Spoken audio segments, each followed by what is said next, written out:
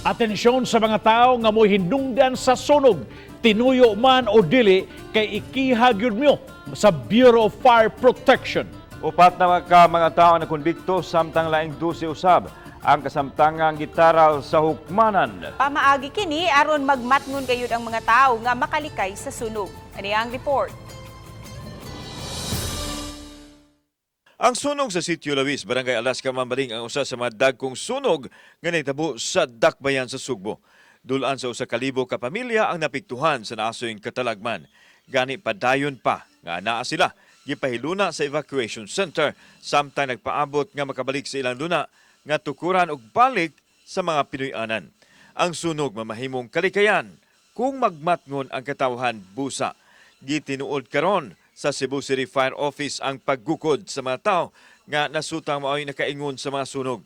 Kamatuoran nini, aduna nay upat ka mga tao ang napakonbikto sa kabubirohan sa Cebu City ug 12 usab ang kasamtangan nga anaa pa sa korte. Akong pahinumduman karon ang ato ang mga mulupyo sa Cebu City nga ang Cebu City Fire Office mukiha jud mi sa kinsa ang nagsugod sa sunog. Kanang moingon mo nga dili mo prisuhon, ipapriso ta mo.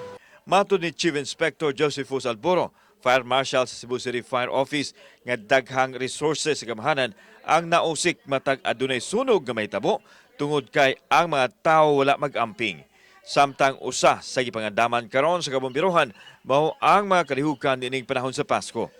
Karong adlaw gilusad lukop nasod ang uplan iwas paputok di nagadi ang programa ang ilahang himuon. Lakip nini ang rekorida nga magpahimangno sa mga tao sa mga angayan ug dili angayang buhaton kun ugaling dili marikayan nga mogamit og fireworks. Ipatuman usab ang mga designated area alang sa mga mamarigaay sa mga gitugot nga fireworks. Nakiglambigit ang BFP sa lokal nga gamhanan alang sa programa aron paglikay sa disgrasya mugna sa mga pabuto. Ang akong samano sa katong manog fireworks, pag-amping mo kay ang parts sa ato ang kinabuhi o ang ato ang mga butang dili na mabalik once nga magkaigwa taong sunog. Kauban si Cleofer Lumayag, ako si Alan Domingo.